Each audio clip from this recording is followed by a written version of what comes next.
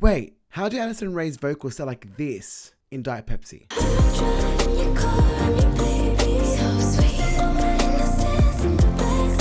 First sing your main vocal. When we drive in your car, I'm your baby. Re-sing the exact same thing underneath as a double. Say love me. And then again as a triple.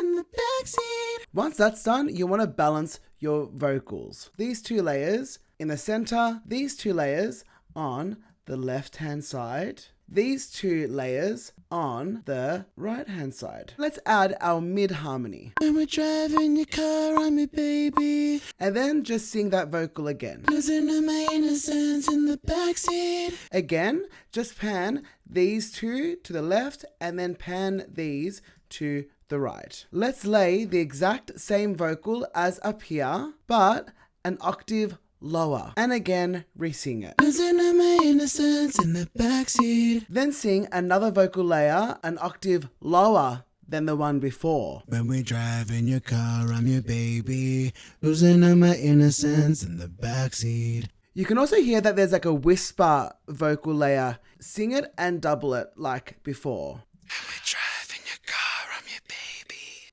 Losing my innocence in the backseat. This is what they sound like. When we drive in your car, I'm your baby. So sweet. Losing my innocence in the backseat. I'm going to show you a shortcut where it will save you so much time instead of adding vocal effects on each of the layers. Highlight these layers, right click, and create a track stack. Then choose summing stack and then create. Now it's in a folder. Then we can just simply add all our effects on the summing stack. I'm gonna first add some channel EQ. So for the high vocals, I have just removed a lot of the low end here. Next, let's add our reverb. And I chose a preset called Clean Chamber and then just edited it like so.